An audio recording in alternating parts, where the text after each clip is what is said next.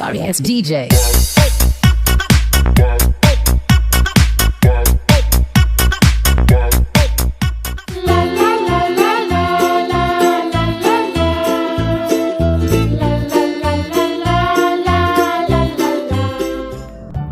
Bismillahirrahmanirrahim. Assalamualaikum warahmatullahi wabarakatuh.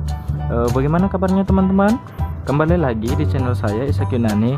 Kali ini saya akan membuat video tutorial pembelajaran matematika guna memenuhi UTS atau ujian tengah semester mata kuliah matematika di semester 3 ini.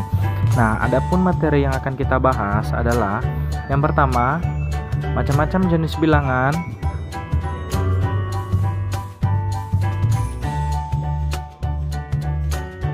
Yang kedua, perpangkatan dan penarikan akar pada bilangan bulat. Yang ketiga, angka Romawi.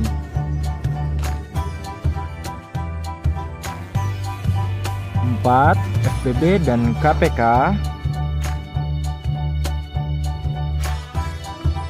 Dan yang terakhir atau yang kelima adalah pecahan biasa dan desimal.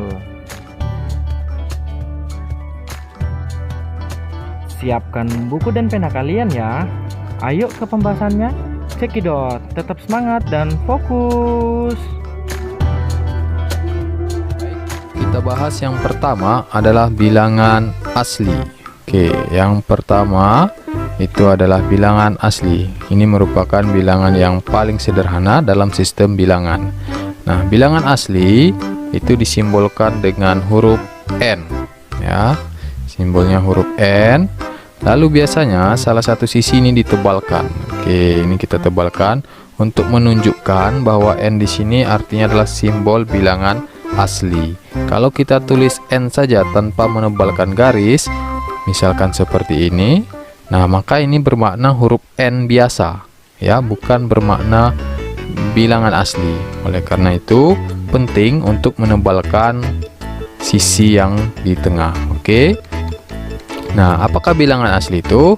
Bilangan asli itu adalah bilangan yang terdiri dari bilangan 1, 2, 3, 4, dan seterusnya. Nah, dan seterusnya ini artinya tidak putus, berarti 5, 6, 7, dan seterusnya. Sampai berapa? Ya, tidak tahu, ujungnya kita tidak tahu, ya. Sehingga di dalam bilangan asli tidak ada bilangan asli yang terbesar. Tidak ada. Kenapa? Karena setiap kita mengatakan suatu bilangan, katakanlah kita katakan bilangan paling besar adalah 1 miliar. Ya, kita bisa bilang ada yang lebih besar, yaitu 2 miliar. Kita katakan 90 miliar. Ya, tambah saja 1. Ya, jadi 91 miliar. Setiap kita mengatakan suatu bilangan, maka ada satu bilangan lagi yang lebih besar dari itu. Sehingga tidak ada bilangan asli yang terbesar. Berapa bilangan asli yang terkecil? Yang terkecil adalah 1. Oke, ini adalah yang paling sederhana, bilangan asli. Kemudian yang kedua adalah bilangan bulat. Nah, bilangan bulat disimbolkan dengan huruf Z. Sama seperti tadi, satu sisinya kita tebalkan untuk menandakan bahwa Z di sini bukanlah huruf Z gitu, tetapi merupakan simbol dari bilangan bulat. Oke, apa saja itu bilangan bulat? Bilangan bulat itu adalah seluruh bilangan asli 1, 2, 3, dan seterusnya. Kemudian ditambah dengan 0 dan juga negatif dari bilangan asli. Oke, jadi bilangan asli tadi tapi kita tambahkan negatifnya. Nah, dan seterusnya ke sisi kiri. Oke, dari sini kita bisa lihat bilangan bulat itu adalah bilangan asli 1, 2, 3, dan seterusnya. Kemudian 0, kemudian negatif dari bilangan asli, negatif 1, negatif 2, negatif 3, dan seterusnya. Nah, kemudian dari sini dapat dibagi lagi. Ada yang namanya bilangan bulat positif, ya. Bilangan bulat positif. Oke, bilangan bulat positif itu terdiri dari 1, 2, 3, dan seterusnya. Ini adalah bilangan bulat positif. Lalu ada bilangan bulat negatif. Bilangan bulat negatif. Nah, bilangan bulat negatif ini adalah negatif 1, negatif 2, negatif 3, dan seterusnya. Nah, lalu 0 di mana? Gitu. 0 ini positif atau negatif? Ya, jawabannya 0 itu tidak positif dan juga tidak negatif. Nah, atau ya posisinya netral begitu ya. Nah, lalu yang ketiga ada lagi bilangan bulat non positif. Oke. Nah, bilangan bulat non positif bukannya sama dengan bilangan bulat negatif? Ya, jawabannya berbeda ya. Nah, mungkin dalam keseharian non positif ya berarti negatif begitu. Tapi tidak gitu ya. Non positif itu bukan berarti negatif. Nah, yang dimaksud dengan non positif adalah selain dari yang positif. Positif tadi berapa? 1, 2, 3. Atau kalau di sini bilangan bulat ini positif mana? Ini 1, 2, 3 dan seterusnya. Berarti kalau non positif selain dari 1, 2, 3 dan seterusnya, berarti dimulai dari 0, min 1, min 2, min 3 dan seterusnya. Oke, sehingga bilangan bulat non positif adalah 0, min 1, min 2, min 3 dan seterusnya. Nah, dari sini kita bisa bedakan ya antara bilangan bulat non positif dengan bilangan bulat negatif.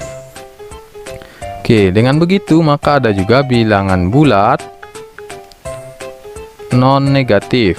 Nah, dari katanya berarti ini adalah bilangan bulat selain dari yang negatif. Nah, kita lihat di sini yang negatif itu adalah mulai dari min 1, min 2, min 3 dan seterusnya.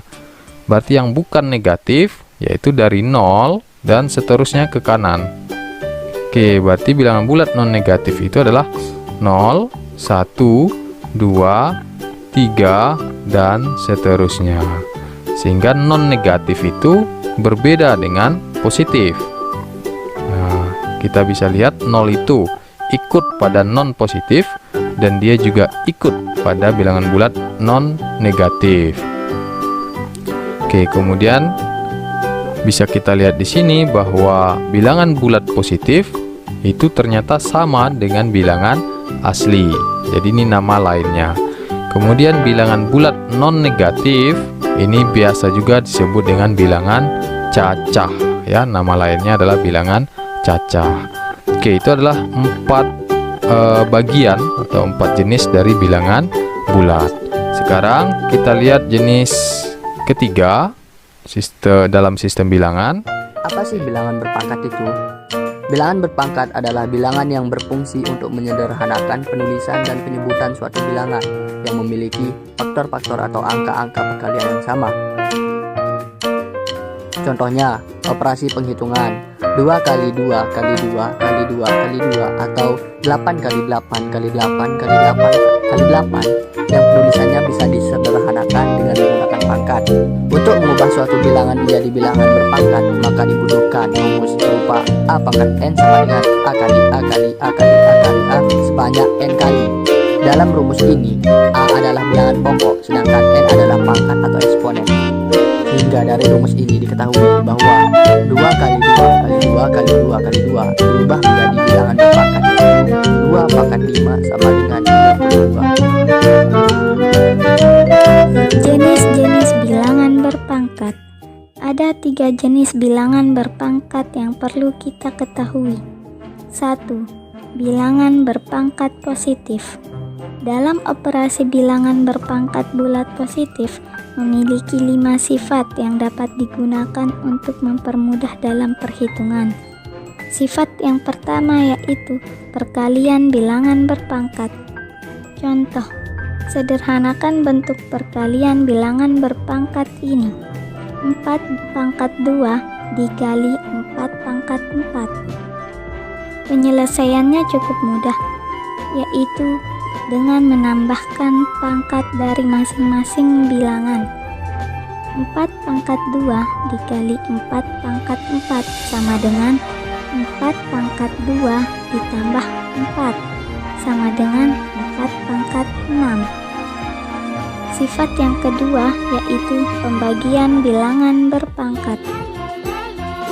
Contoh, sederhanakan bentuk pembagian bilangan ini. 3 pangkat 6 dibagi 3 pangkat 4. Penyelesaiannya cukup mudah, yaitu dengan mengurangi masing-masing pangkat dari bilangan tersebut. 3 pangkat 6 dibagi 3 pangkat 4 sama dengan 3 pangkat 6 dikurangi 4 sama dengan 3 pangkat 2. Sifat yang ketiga yaitu perpangkatan bilangan berpangkat. Contoh, sederhanakan bentuk perpangkatan ini. Dalam kurung 3 pangkat 2 tutup kurung 4. Penyelesaiannya hanya dengan mengkalikan pangkat yang di luar dan di dalam tutup kurung. Dalam kurung 3 pangkat 2 tutup kurung 4 sama dengan 3 dalam kurung 2 kali 4 sama dengan 3 pangkat 8. Jenis bilangan berpangkat yang kedua yaitu bilangan berpangkat negatif. Bilangan bulat negatif memiliki satu sifat, yaitu A pangkat min N sama dengan 1/A pangkat N. Contohnya, ubahlah bentuk 5 pangkat min 2 menjadi bilangan berpangkat positif. Penyelesaiannya, dengan mengingat sifat bilangan berpangkat bulat negatif, maka jawabannya 5 pangkat min 2 sama dengan 1/5 pangkat 2 sama dengan 1/25. Karena 5 pangkat 2 hasilnya 25. Jenis bilangan berpangkat yang terakhir adalah bilangan berpangkat 0. Bilangan pangkat 0 memiliki satu sifat. Jika A adalah suatu bilangan bulat bukan 0, maka berlaku A pangkat 0 sama dengan 1.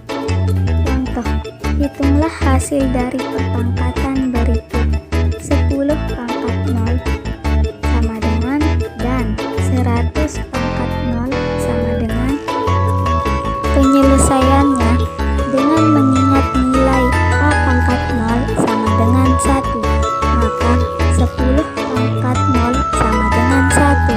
Begitupun dengan 100 pangkat 0, hasilnya tetap 1. Angka atau bilangan Romawi adalah sistem penomoran yang berasal dari Romawi kuno. Sistem penomoran ini memakai huruf Latin untuk melambangkan angka numerik.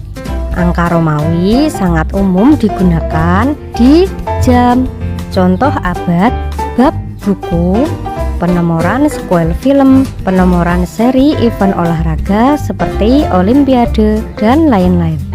Untuk belajar angka Romawi, kita harus hafal angka-angka sebagai berikut.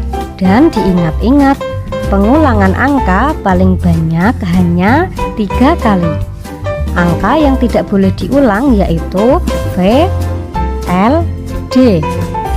Angka di sebelah kanan harus lebih kecil dari sebelah kiri. Kalaupun lebih besar, berarti berbentuk pengurangan. Untuk lebih jelasnya, simak contoh berikut. 1, 2, 3, 4. 4 bukan berarti 1 tambah 1 tambah 1 tambah 1 ya, karena itu melebihi pengulangan 3 kali. Berarti 4 yaitu 5 dikurangi 1. 6, 7, 8, 9. 9 bukan 5 tambah 1 tambah 1 tambah 1 tambah 1, tapi 10 dikurangi 1. 11, 12, 13, 14, 10 ditambah 4, 15, 16, 17, 18, 19, 20. Coba kita terapkan ke angka yang lebih banyak, 40. Bukan 10 tambah 10 4 kali ya, tapi 50 dikurangi 10. 81. 80 tambah 1, 90. Berarti 100 dikurangi 10. Coba kita tulis 1945. 1945. Nah, bagaimana dengan angka yang lebih besar lagi? Kita menambahkan garis di atasnya sebagai kelipatan 1000. Jadi demikian ya teman-teman. Semoga bisa dipahami dan bermanfaat. Pertama kita harus bisa membedakan antara FPB dan KPK. Mungkin di kelas 4 kalian pernah diajarkan oleh guru matematika kalian bahwa FPB itu adalah singkatan dari faktor persekutuan terbesar. Sedangkan KPK adalah singkatan dari kelipatan persekutuan terkecil. Tapi apa sebenarnya bedanya antara FPB dan KPK? Pak Beni akan berikan contoh sehingga setelah ini diharapkan kalian akan tahu bedanya FPB dan KPK ya. Kita mulai. Tentukan FPB dari 8 dan 12. Pertama kalian harus tahu dulu arti dari faktor itu apa. Nah, misal faktor dari 8, berarti kalian harus mencari semua angka yang bisa ngebagi 8 tapi tidak menghasilkan koma. Contoh, pertama Pak Beni ambil 1. Apakah 1 faktor dari 8? Kita cek, 8 bisa dibagi 1 nggak? Bisa kan? Enggak, koma kan hasilnya. Nah, berarti 1 adalah faktornya 8. Selanjutnya 2. 8 dibagi 2 bisa nggak? Bisa kan? 8 bagi 2 4. Nah, 4 itu bukan bilangan berkoma kan? Berarti 2 adalah faktornya. Selanjutnya 3. 8 dibagi 3 nggak bisa. Karena nggak bisa, berarti 3 bukan faktor 8. Selanjutnya 4. 8 dibagi 4 bisa kan? Bisa, berarti 4 faktornya. Terus kalian coba 5. 5 pasti nggak bisa. 6 nggak bisa juga. 7 nggak bisa juga. Dan terakhir 8. Ya, 8 bagi 8 bisa dong. Oke. Karena udah 8 berarti udah sampai ke angka itu sendiri kan? Kita stop. Selanjutnya faktor dari 12. 1 udah pasti. 2. 12 bagi 2 bisa kan? 12 bagi 3 bisa. Berarti 3 adalah faktor dari 12 juga. Selanjutnya 4. 12 bagi 4 bisa? Bisa. Next, 5 nggak bisa. 12 bagi 6 bisa kan? Berarti 6 faktornya. 7 pasti enggak. 8 nggak bisa. 9 nggak bisa. 10 nggak bisa juga.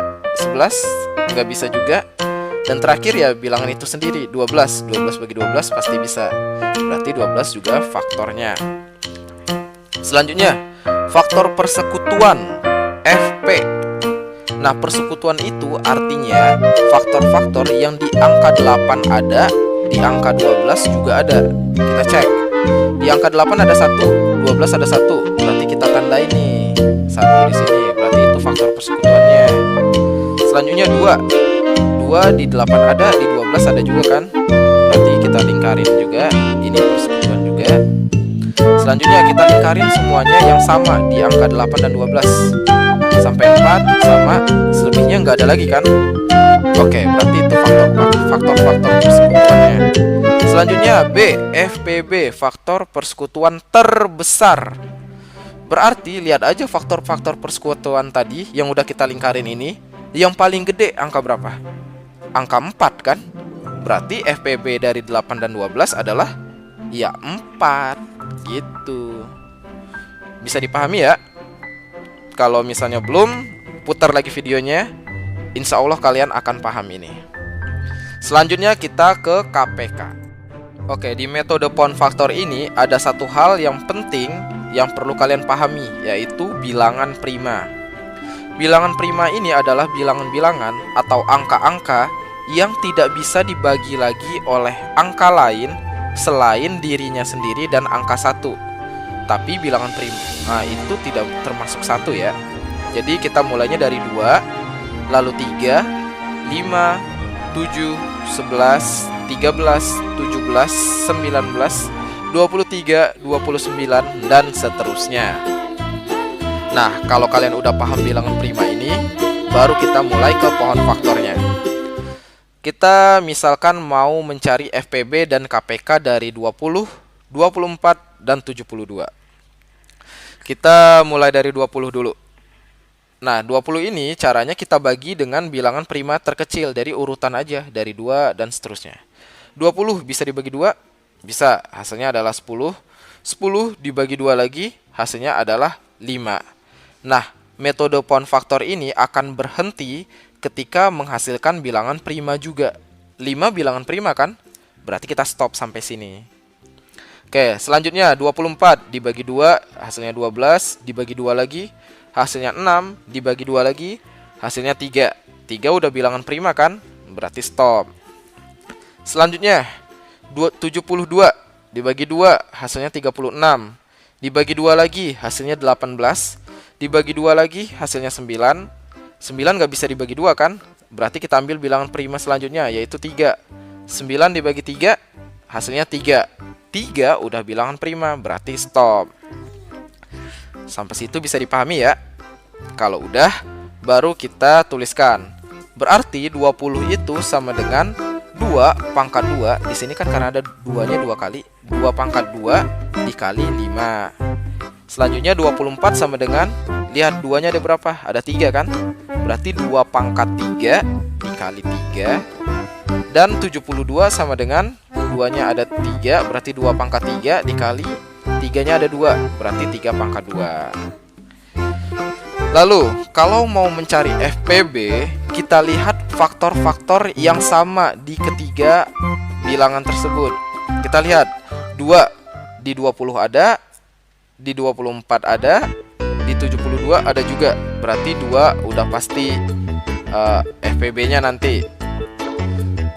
Lalu kita lihat pangkat terkecil. Nah, kalau FPB, pangkatnya lihat yang paling kecil. Lihat, 2 pangkat 2, 2 pangkat 3, 2 pangkat 3. Yang paling kecil berarti 2 pangkat 2 kan? Berarti jawabannya FPB adalah 2 pangkat 2 sama dengan 4. Itu aja kalau FPB. Selanjutnya KPK. Kalau KPK, kita kalikan semua faktor-faktornya. Abaikan dulu aja pangkatnya ya. Kita kalikan semua faktornya. Faktor-faktor 20, 24, dan 72 itu kan ada angka 2 dikali 3 dikali faktornya lagi 5. Nah, sekarang baru kita lihat pangkatnya. Nah, kalau FPB tadi ambil yang pangkat terkecil, kalau KPK justru ambil pangkat yang terbesar. Nah, kalau 2 itu pangkat terbesarnya kan 2 pangkat 3. Berarti kita tulis nih 2 pangkat 3. Lalu kalau 3 ambil pangkat terbesar, 3 pangkat 2 kan yang paling gede. Oke, kita tulis 3 pangkat 2. Selanjutnya 5 cuma 1 aja ya, berarti kita tulis 5 biasa aja. Udah deh, tinggal dikaliin. 2 pangkat 3 itu 8, 3 pangkat 2 itu 9 dikali 5. Berarti berapa nih? 8 kali 9 72 dikali 5 adalah berapa nih? 360. Gitu. Bisa dipahami pohon faktor? Nah, inilah metode pohon faktor. Selanjutnya Pak Beni akan mengajarkan metode tabel. Kalian bisa bandingkan sendiri nanti metode mana yang paling cepat. Silakan kalian gunakan. Tentang cara mengubah pecahan biasa ke bentuk desimal. Ada 2 cara yang dapat kita gunakan untuk mengubah pecahan biasa ke bentuk desimal. Cara yang pertama yaitu dengan mengubah penyebutnya lebih dulu menjadi 10 atau 100 atau 1000 dan seterusnya. Cara yang kedua yaitu dengan cara pembagian bersusun atau porogabit. Nah, pada video kali ini kakak akan jelaskan cara mengubah pecahan biasa ke bentuk desimal menggunakan cara yang pertama dulu.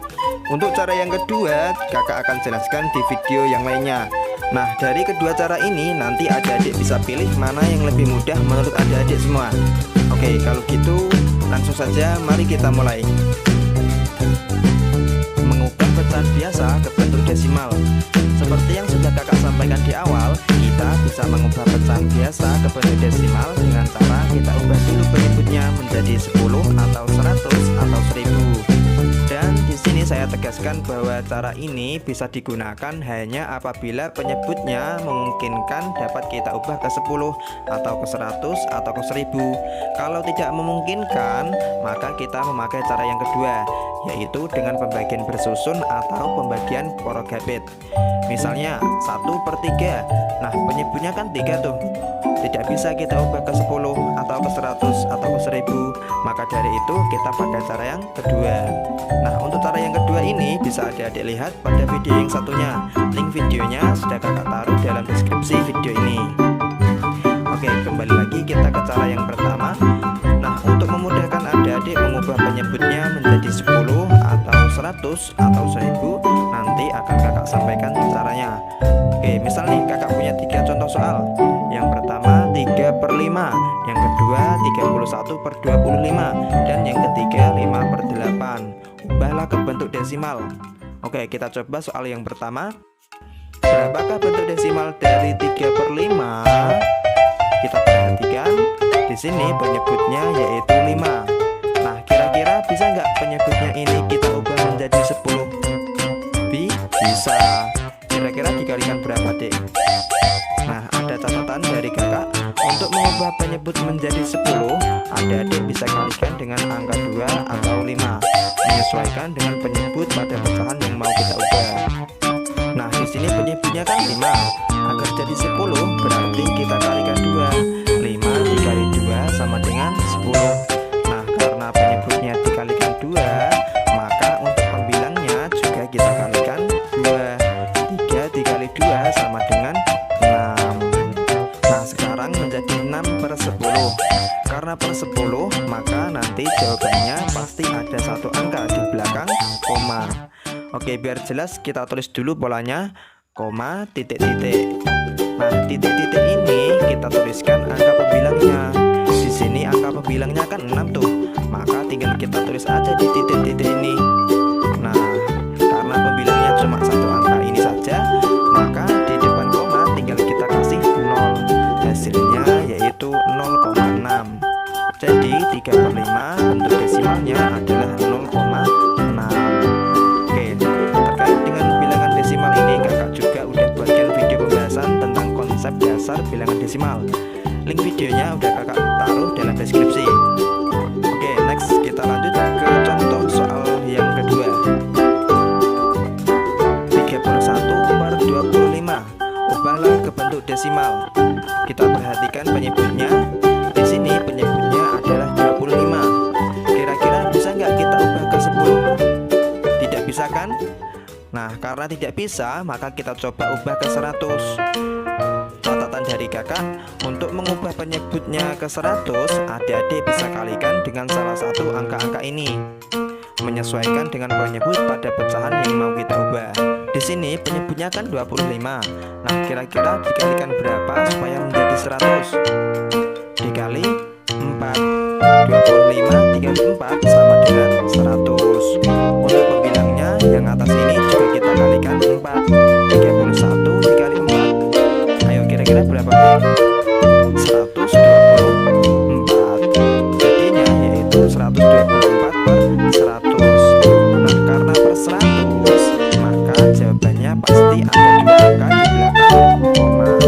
Oleh karena itu, maka 124/100 bentuk desimalnya adalah 1,24. Oke, biar makin paham, kita lanjut ke contoh soal yang ketiga. 5/8. Ubahlah ke bentuk desimal. Di sini penyebutnya yaitu 8. Kira-kira bisa nggak kita ubah ke 10? Tidak bisa. Kalau kita ubah ke 100, bisa nggak? Nggak bisa juga kan? Kalau begitu kita coba ubah ke 1000. Oke, kita coba. Untuk mengubah penyebutnya ke 1000, adik-adik bisa kalikan dengan salah satu angka-angka ini. Di sini penyebutnya kan 8. Kira-kira 8 kali berapa yang hasilnya itu 1000? Ayo, kira-kira berapa? Dikali 125. 8 kali 125 sama dengan 1000. Nah, pembilangnya juga kita kalikan 125. Jadi 5 dikali 125 sama dengan 625. Jadinya yaitu 625 per 1000. Karena per 1000 maka ada 3 angka di belakang koma. 625 per 1000 berarti bentuk desimalnya adalah 0,625.